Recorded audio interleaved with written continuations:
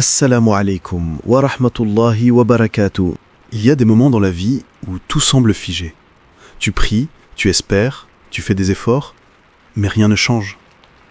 Les portes restent fermées, les réponses tardent et ton cœur se fatigue d'attendre. Pourtant, parfois, Allah ne dit pas non, il dit simplement « pas maintenant ». La sagesse divine ne suit pas la hâte humaine. Quand tu apprends à lâcher prise, à ne plus tout contrôler, c'est là qu'Allah te montre réellement le chemin. Ne force rien, ni les relations, ni les opportunités, ni même ton avenir. Parce que ce qui est écrit pour toi finira par te trouver, même au détour d'un silence. Alors respire, repose-toi sur ton Seigneur. Car ce que tu crois être un retard est peut-être une protection. Chaque détour, chaque attente, chaque silence cache un plan parfait. Fais confiance à celui qui sait, même quand toi tu ne comprends pas. Chapitre 1. Quand le silence d'Allah parle plus fort que les réponses. Il y a des instants dans ta vie où tu cries dans tes prières, mais le ciel semble muet. Tu cherches un signe, une lumière, une direction, mais tout reste flou. Et tu te demandes, pourquoi Allah ne me répond pas ? Ce silence pourtant n'est pas un abandon, il est un enseignement. Allah, dans sa sagesse, te prépare dans les coulisses de ton âme. Quand tu ne reçois pas ce que tu veux, ce n'est pas un refus, mais un retard de miséricorde. Tu vois, si Allah exauçait toutes tes prières au moment où tu les formules, tu ne connaîtrais jamais la valeur de la patience, ni la beauté de la confiance. C'est dans le silence que la foi se construit, et c'est dans l'attente que le cœur s'élève. Regarde le prophète Youssouf alayhi salam, jeté dans un puits, vendu comme esclave, emprisonné injustement. Pendant des années, il aurait pu penser que tout était contre lui. Mais chaque épreuve était une marche invisible vers sa destinée. Sans ce puits, il n'aurait jamais atteint le palais. Sans la prison, il n'aurait jamais connu le roi. C'est ainsi qu'Allah agit, à travers les détours, à travers les retards, à travers ce que nous appelons l'injustice. Alors quand ta vie semble figée, ne crois pas qu'Allah t'a oublié. Il t'observe, il t'éduque, il t'élève. Ce que tu ressens comme un silence est souvent une réponse déguisée.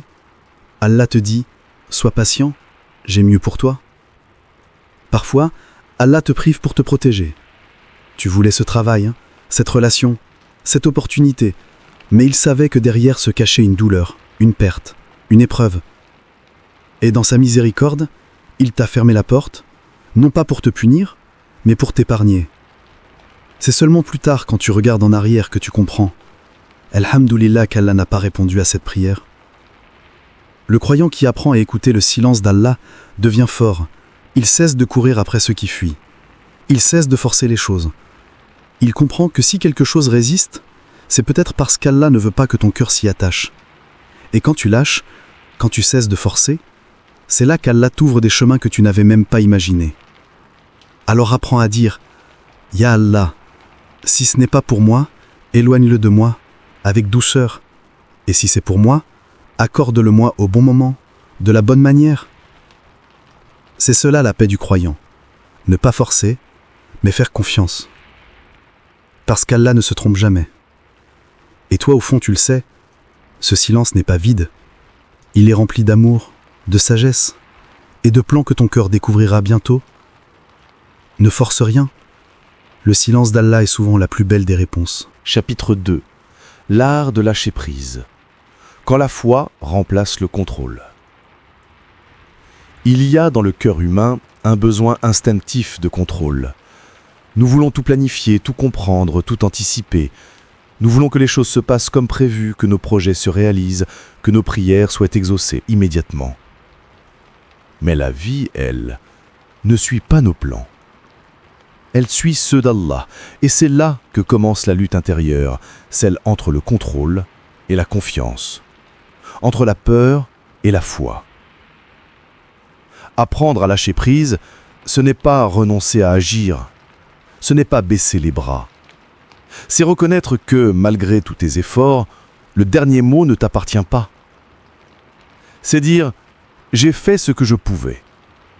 Maintenant, je laisse à Allah ce que je ne peux plus maîtriser. » Le lâcher-prise, c'est l'art de déposer le fardeau de l'inquiétude au pied du très miséricordieux. C'est un acte de foi, un signe de maturité spirituelle, car celui qui se débat contre la volonté divine finit toujours par s'épuiser, tandis que celui qui s'y abandonne trouve la paix, même au cœur de la tempête. Regarde la nature. Le fleuve ne force pas sa route. Il suit le lit que Dieu lui a tracé. Les oiseaux ne s'inquiètent pas du demain parce qu'ils savent qu'Allah pourvoit à leur subsistance. Le soleil se lève et se couche à l'heure exacte que le Créateur lui a donnée, sans jamais dévier. Et toi, être humain, pourquoi veux-tu toujours tout contrôler ? Ne comprends-tu pas que ta paix commence quand tu cesses de lutter contre la volonté d'Allah ? Lâcher prise, c'est faire confiance à l'invisible.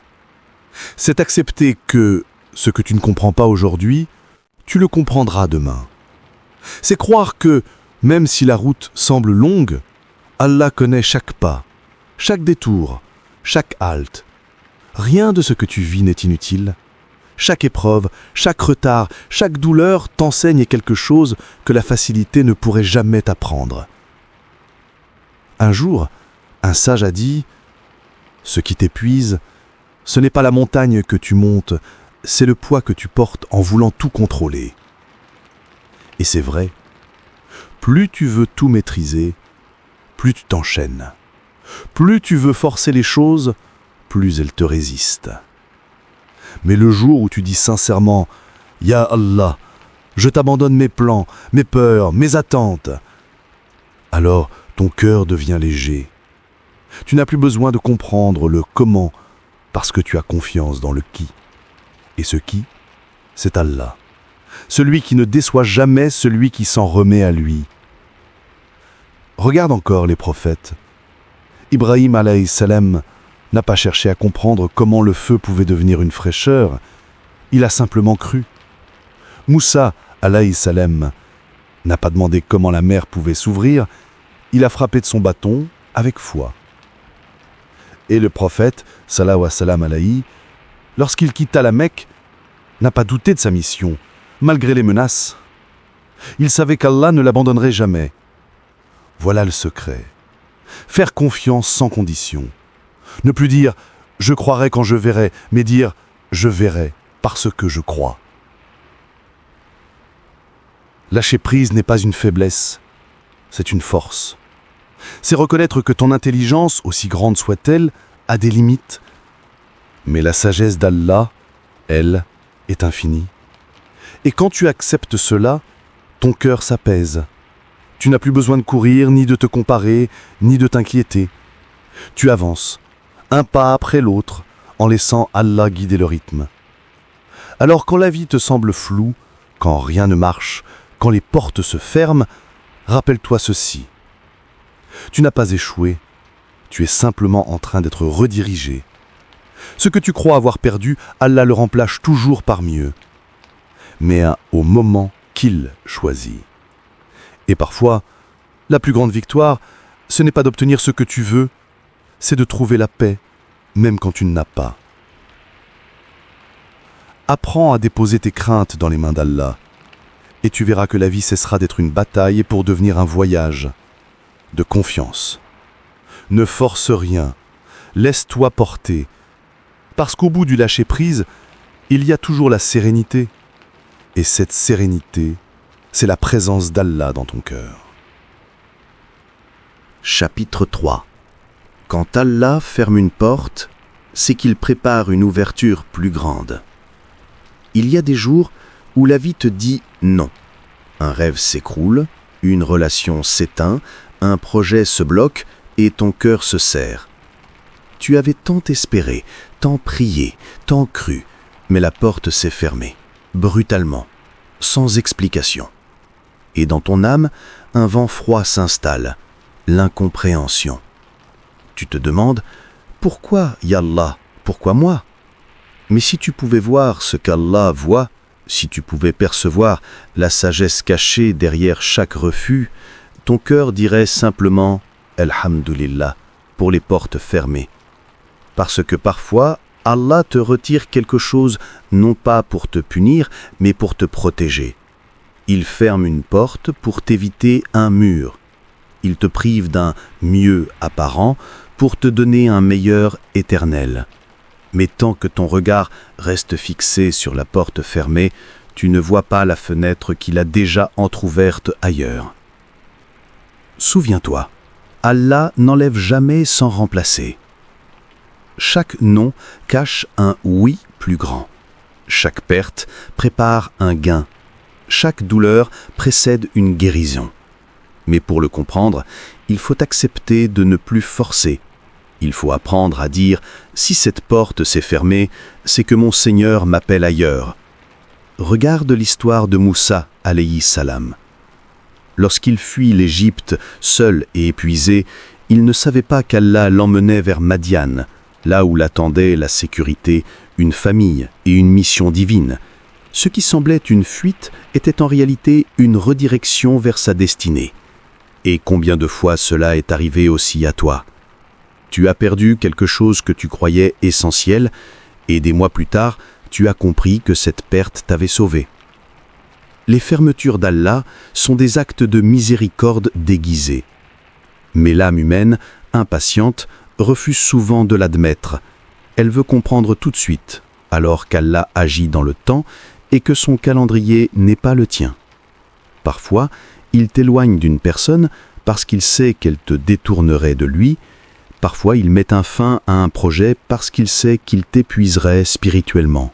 Et parfois encore, il retarde ton succès pour que tu n'oublies pas qui en est la source. Tu vois, quand une porte se ferme, ce n'est pas la fin du voyage. C'est simplement un changement de direction. Mais toi, tu regardes la serrure, tu frappes, tu t'épuises, tu pleures, sans remarquer que le couloir continue derrière toi. Tu n'as qu'à te retourner, et tu verras que la route n'était pas terminée, elle changeait juste de sens. Allah dit dans le Coran, « Il se peut que vous détestiez une chose alors qu'elle est un bien pour vous. » Sourate Al-Baqarah, verset 216. Et ce verset, si tu l'appliques vraiment, il devient un baume pour ton cœur, parce qu'il te rappelle que ton regard est limité, mais la vision d'Allah embrasse l'invisible. Ce que tu vois comme une perte est peut-être un début. Ce que tu crois être une injustice est peut-être une protection. Et ce que tu prends pour une défaite est souvent le prélude d'une victoire. Alors, quand la vie te ferme une porte, ne t'entête pas à l'enfoncer.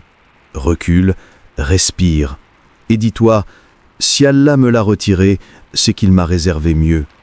Ce mieux ne viendra peut-être pas tout de suite, mais il viendra. Et quand tu le verras, tu comprendras pourquoi toutes les autres portes devaient rester closes.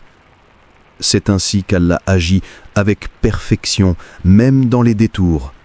Il ferme des chemins pour t'en ouvrir d'autres, plus lumineux, plus purs, plus alignés avec ton âme. Et chaque fois qu'il te retire quelque chose, il t'offre une occasion de t'attacher davantage à lui. Ne pleure donc pas sur ce que tu as perdu, car tant que tu as Allah, tu n'as jamais vraiment perdu. Et même si le monde entier se referme sur toi, la clémence d'Allah reste une porte sans serrure.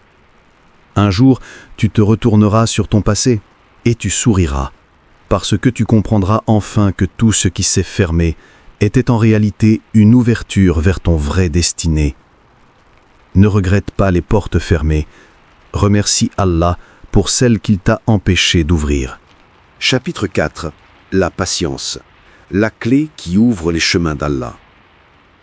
La patience, un mot simple, mais un océan de sagesse.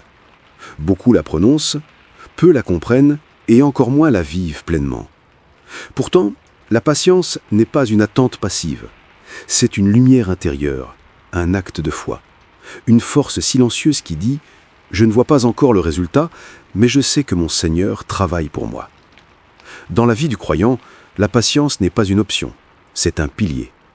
Sans elle, le cœur s'agite, la langue se plaint et la foi s'effrite. Mais avec elle, même les tempêtes deviennent des prières. Être patient, ce n'est pas nier la douleur, c'est choisir de ne pas se laisser briser par elle. C'est dire à ton âme « Reste tranquille, Allah sait ». Allah dit dans le Coran Certes, Allah est avec les patients. Sourate Al-Baqarah, verset 153. Quelle plus belle promesse que celle-là. Quand tout s'écroule, Allah ne dit pas qu'il est avec les puissants, ni avec les rapides. Il dit qu'il est avec les patients. Ceux qui, malgré les retards, malgré les pertes, malgré les blessures, continuent de croire que chaque chose a son heure. La patience, c'est refuser de se révolter contre le destin, même quand il semble injuste. C'est comprendre que ce que tu vis aujourd'hui te prépare à ce que tu demandais hier. Allah ne t'oublie pas. Il te forme, il t'affine, il t'élève. Et chaque minute de ton attente est une graine plantée dans l'invisible. Regarde les prophètes. Ibrahim alayhi salam a attendu des décennies avant de devenir père. Youssouf alayhi salam a supporté la trahison, l'exil et la prison avant de retrouver la liberté et la royauté. Ayoub alayhi salam a enduré la maladie et la perte, mais jamais il a cessé de dire « Alhamdulillah ». Et notre bien-aimé prophète, sallallahu alayhi wa sallam, malgré les insultes, la solitude, la douleur, a gardé le sourire du cœur, parce qu'il savait que la victoire appartient à ceux qui patientent. Chaque épreuve que tu vis est un appel à la patience. Mais attention, la patience n'est pas une attente vide. Elle s'accompagne de foi, d'effort et de confiance. C'est continuer d'avancer, même lentement, même les yeux remplis de larmes, mais le cœur tourné vers Allah. C'est continuer de prier quand tout semble bloqué, continuer d'espérer quand tout paraît perdu. La patience, c'est ce moment où ton cœur veut t'abandonner, mais où ton âme murmure encore « Allah est avec moi ». Et crois-moi, à chaque instant où tu résistes à la colère, à l'impatience, à la peur, tu gagnes une lumière. Une lumière que tu ne vois peut-être pas, mais qu'Allah dépose en toi. Beaucoup veulent la facilité, mais oublient que les plus belles fleurs poussent dans la lenteur.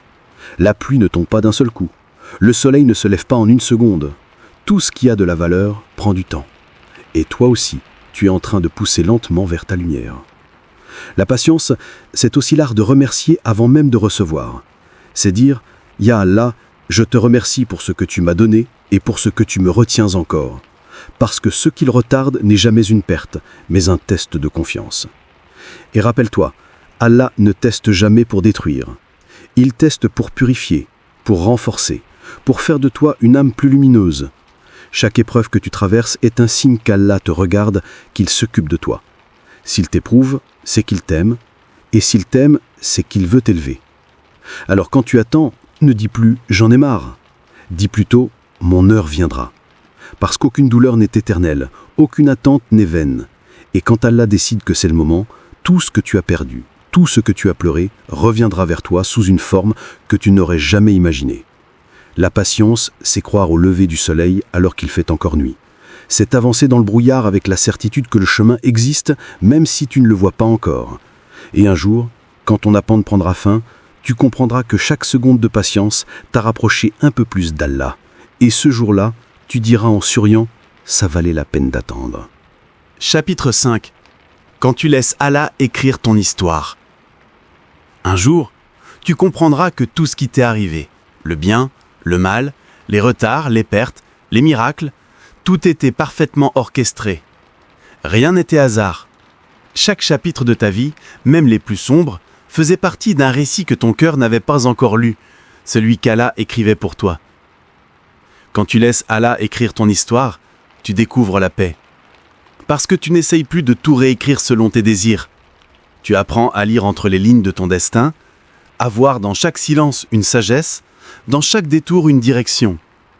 Et tu comprends enfin que ce que tu appelais retard était en réalité un rendez-vous divin parfaitement programmé. Tu vois, nous vivons souvent dans la peur de perdre, peur d'échouer, peur du lendemain. Mais la vérité, c'est que rien ne t'appartient, même pas le souffle que tu respires. Et quand tu acceptes cela, tu n'as plus peur, parce que celui qui détient tout, c'est Allah. Et comment craindre l'avenir quand ton avenir est entre ses mains ? Laisse-le écrire ton histoire, parce qu'il connaît ton début, ton milieu et ta fin. Il sait quand ton cœur est prêt, quand il doit t'attendre, et quand il doit recevoir. Il sait ce que tu mérites, mais surtout, il sait ce que tu peux supporter.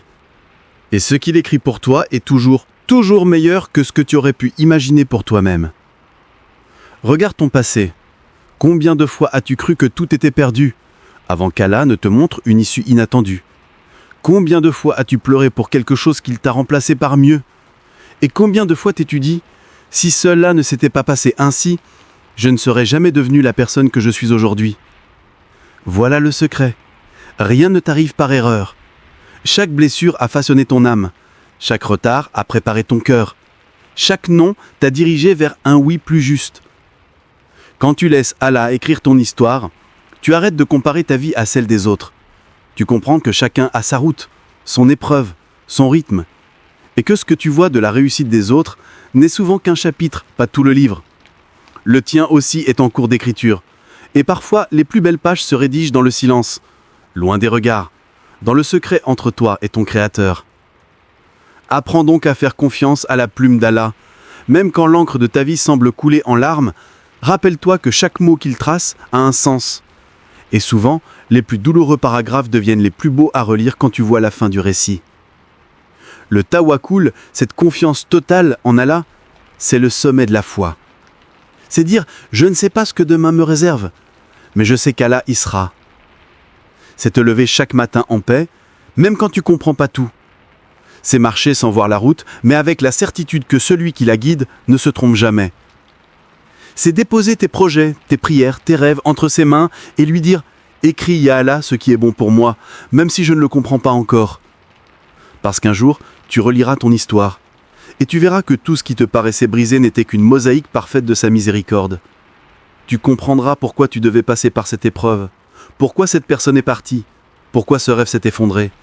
Et tu diras, le cœur apaisé, « Si j'avais su, j'aurais remercié Allah dès le début. » Le plus beau moment de la foi, c'est quand tu cesses de vouloir tout expliquer et que tu te contentes de dire « Allah suffit ». Car quand Allah écrit ton histoire, chaque virgule a un sens, chaque silence a une parole, et chaque fin n'est qu'un début caché.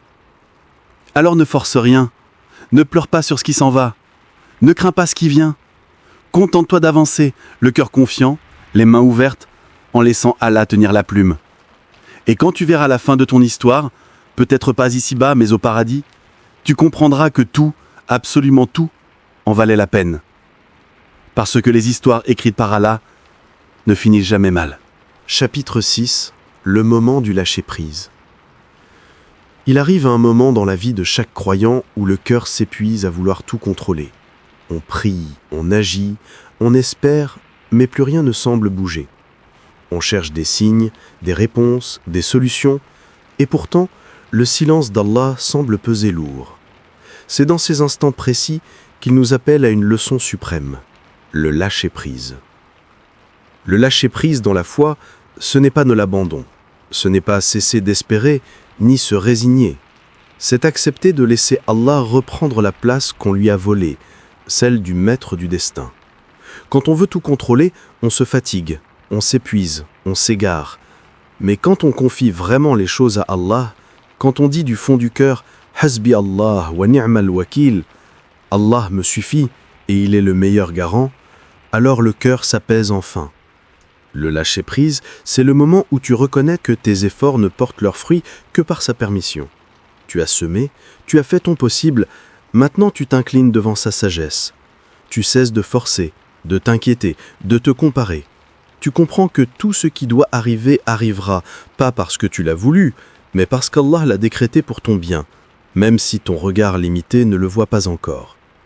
Beaucoup pensent que lâcher prise, c'est ne plus agir. Mais non, c'est agir sans s'attacher aux résultats. C'est faire confiance à Allah plus qu'à tes calculs. Tu continues à avancer, mais tu marches plus léger, car tu ne portes plus le fardeau du quand, du comment et du pourquoi. Tu avances parce que tu sais qu'il guide chaque pas, même ceux qui semblent égarés. Le prophète sallallahu alayhi wa sallam nous a appris à unir l'effort et la confiance. Il a dit « Attache d'abord ton chameau, puis remets-toi à Allah ». Cela veut dire « Fais ton devoir, fais ce qui est en ton pouvoir, mais ensuite ne t'attache pas à ce que tu ne contrôles pas ». Combien de fois as-tu vu une situation se résoudre d'une manière que tu n'avais jamais imaginée ? Combien de fois as-tu compris des mois ou des années plus tard pourquoi Allah t'avait bloqué à un moment précis ? C'est cela le fruit du lâcher-prise, une paix intérieure que rien ne peut troubler. Lorsque tu atteins ce moment, le cœur se transforme. Tu cesses de prier pour obtenir quelque chose de précis. Tu pries simplement pour accepter ce que Allah t'enverra. Tu arrêtes de demander à ce que la vie suive ton plan. Tu demandes à Allah de t'aider à suivre le sien. Et c'est à ce moment-là que tout change. Parce qu'Allah aime le cœur qui s'abandonne avec confiance. Il aime celui qui dit « Seigneur, je ne comprends pas tout, mais je te fais confiance ». Ce cœur-là devient invincible. Même au milieu de l'incertitude, il reste calme. Même quand tout semble s'écrouler, il trouve la paix. Car il sait que derrière chaque épreuve, il y a une main invisible qui le guide vers une sagesse qu'il ne peut encore saisir.